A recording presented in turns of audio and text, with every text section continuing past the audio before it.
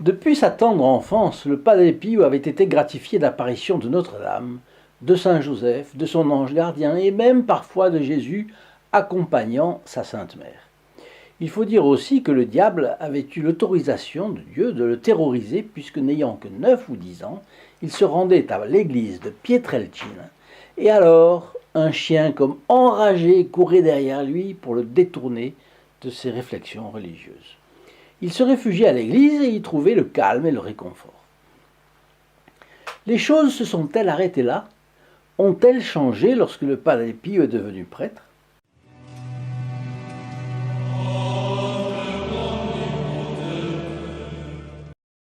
Chers amis fidèles du Padre Pio, bonjour, mon nom est Jean Goyard et vous assistez au programme Sur les pas du Padre Pio. Aujourd'hui, Vade Retro, Barbe Bleue. Un mot bref à celui qui découvre cette chaîne. Notre objectif est d'amener dans les foyers la présence consolatrice d'un grand moine catholique du XXe siècle, Saint Pio de Pietrelcina. Sa vie foisonne de miracles et de guérisons scientifiquement inexpliqués. Mais le plus important pour lui était d'arracher les âmes aux griffes du diable. Canonisé par Jean-Paul II en 2002, il continue avec encore plus de force depuis le ciel où il se trouve. Nous diffusons donc ici sa photo, gratuitement et franco de port. Si vous la désirez, pour vous ou un proche, il vous suffit de la demander ci-dessous, en cliquant sur le lien https://st-padre-pio.fr. Et si vous habitez au Canada, vous pouvez le faire par téléphone au 1 844 398 88 67. Vous le savez, c'est à l'âge de 23 ans, en 1910, que le Padre Pio a dit sa première messe. Il était déjà capucin, mais affligé d'un asthme si sévère qu'on le croyait tuberculeux. Et aussi ses supérieurs l'envoyèrent à Pietrelcina dans l'espoir d'un séjour dans un climat auquel il était habitué, puisque c'était sa ville natale, et puis dans sa famille. Et cela, on espérait, ferait du bien à sa santé.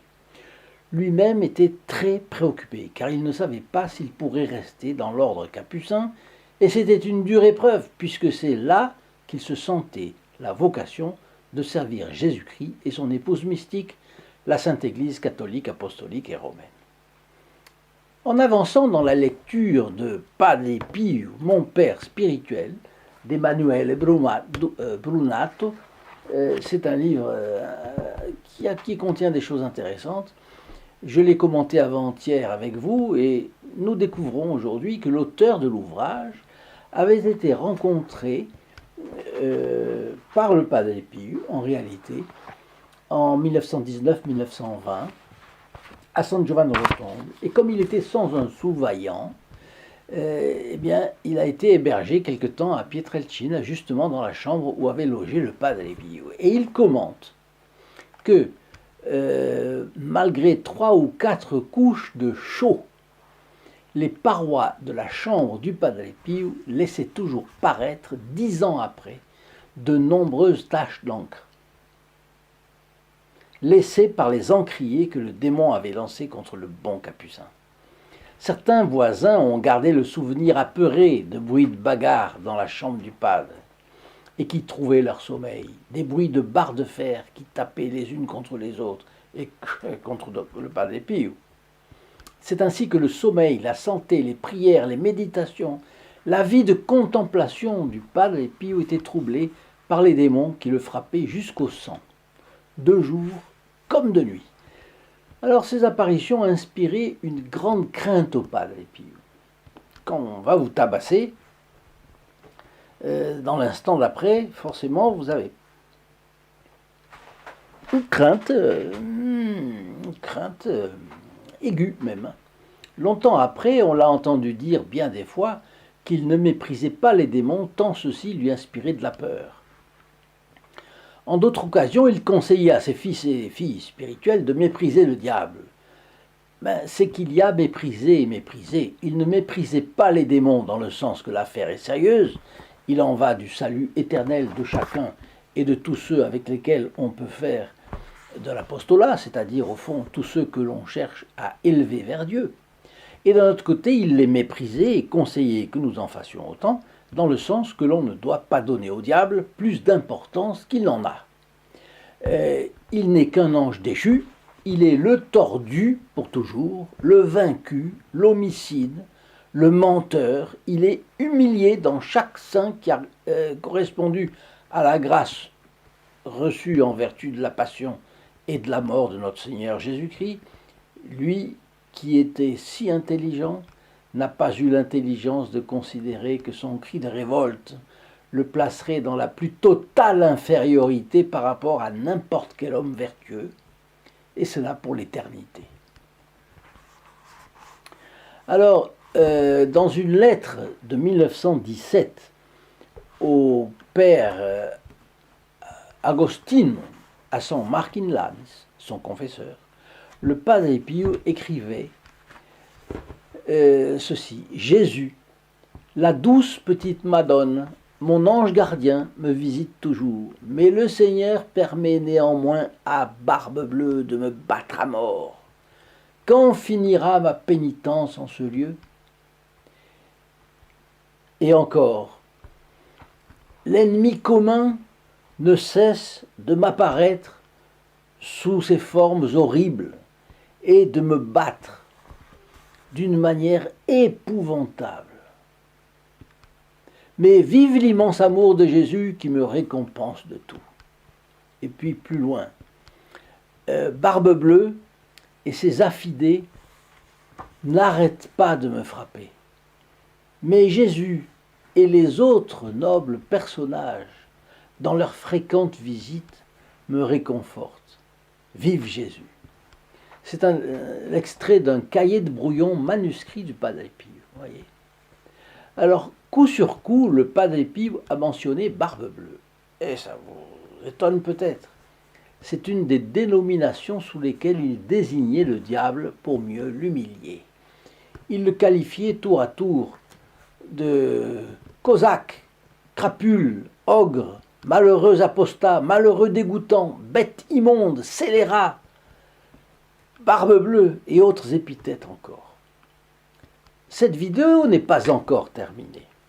Mais si vous l'avez aimée, dites-le moi et laissez-moi vos commentaires. Veuillez partager ces vidéos à vos amis et sur les réseaux sociaux. Vous avez dans les mains le moyen le plus efficace pour faire connaître la vie de notre bon Capucin.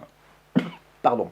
Et quand vous partagez une vidéo, vous entrez dans les intentions de la messe du vendredi à midi et les personnes qui la reçoivent sont pareillement incluses, comme vous, dans le bénéfice de cette messe. Vous êtes ainsi un trait d'union entre les âmes et le Padre Pio. Enfin, n'hésitez pas à venir me rendre visite sous le lien https://st-padre-pio.fr, rappelé ici en bas dans la description. Vous y connaîtrez le groupe des protégés du Padre Pio. Pardon. Le Padre Pio invectivait donc Barbe-Bleue. Mais c'était par analogie. Il disait qu'il ne fallait pas avoir peur du diable. C'est le diable qui a peur de l'âme en état de grâce. Mais à quoi nous renvoie cette épithète de Barbe-Bleue? Eh bien, au compagnon de Sainte Jeanne d'Arc, Gilles de Rais. On peut tirer de cela quelque chose de piquant pour notre gouverne. C'est pour ça que je vous le raconte. C'était un puissant membre de la grande famille des Montmorency-Laval. Et on était au début du XVe siècle. Oui. Les Montmorency-Laval, et lui possédait de nombreux fiefs en Bretagne, comme dans les régions limitrophes, l'Anjou, le Poitou, le Maine et l'Angoumois. Violent dès sa jeunesse, il n'hésitait pas à combattre voisins et membres de sa famille. Quand l'épopée de Sainte Jeanne d'Arc commence, il la voit d'abord comme une rêveuse, mais s'attache ensuite à elle et lui fait confiance. Il fait partie de sa garde la plus proche et l'accompagne jusqu'à Orléans. Il est de toutes les actions de la pucelle. Lorsque Charles VII est sacré à Reims en 1429, il est nommé maréchal de France pour sa valeur militaire. Il a 25 ans. Quand Jeanne est prisonnière à Compiègne, il avance ses soldats à proximité On ne sait pas si cela a correspondu à une tentative pour la délivrer. Toujours est-il qu'après l'abandon de Sainte Jeanne d'Arc par le roi, Charles VII, malheureusement,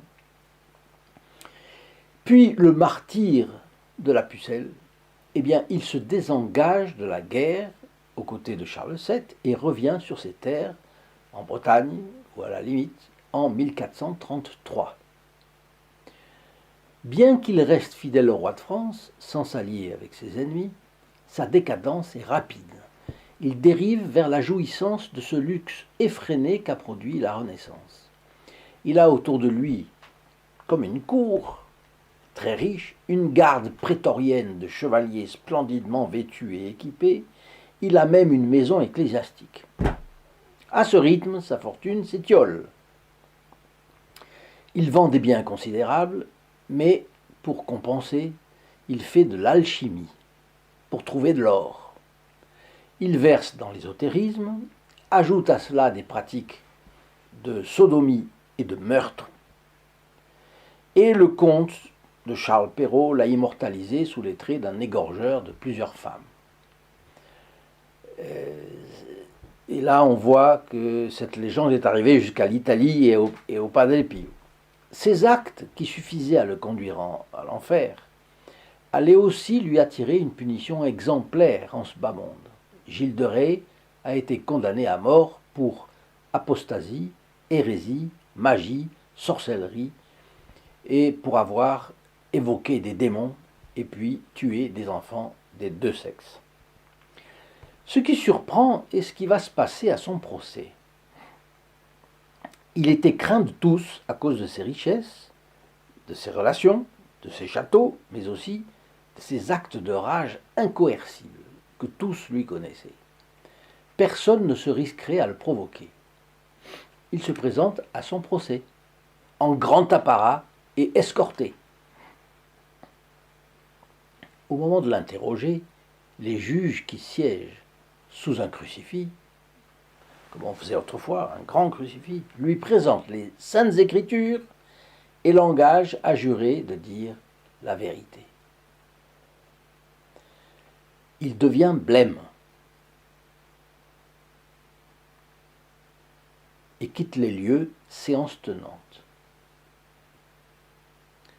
Il va revenir avec ses 200 chevaliers et son armée pour exterminer tout le monde.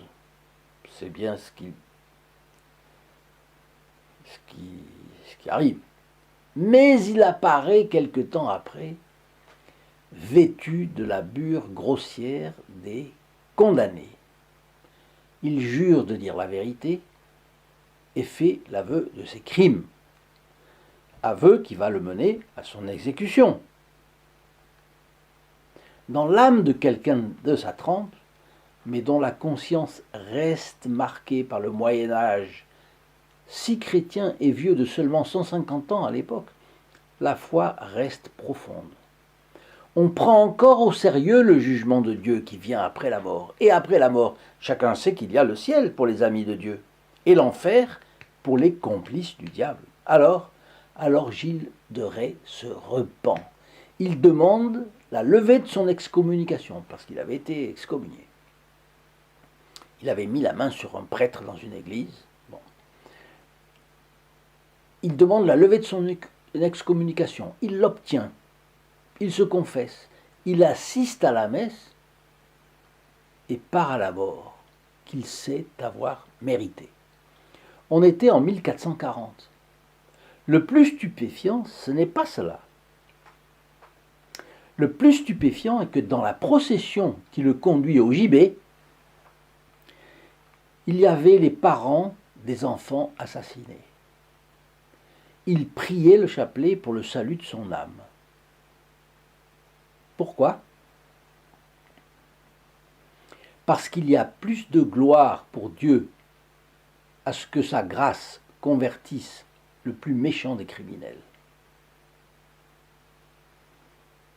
Cet esprit chrétien, où l'avons-nous mis ? Aujourd'hui, les parents voudraient injurier le criminel, l'humilier, le frapper, le lyncher, lui faire mal, le dépecer peut-être. Or, là, l'état d'esprit est différent. La justice est passée, le criminel va être pendu, les parents victimes, qui sont eux-mêmes parents des gens assassinés, abusés et assassinés, trouvent dans leur foi la force de prier pour le salut du criminel qui leur cause tant de douleur et lui pardonner, si Dieu a pardonné, bien entendu. C'est une chose à réfléchir, à commenter, à méditer aussi. Est-ce que nous sommes conformes à ce que le Seigneur nous dit dans l'Évangile sur tout ce plan-là, sur tous ces plans-là? Eh bien, chers amis, sur ces réflexions, je vous laisse et je vous dis à très bientôt. Au revoir. In nome del Padre, del Figliolo e dello Spirito Santo, e così sia. Sia lodato Gesù e Maria, oggi e sempre.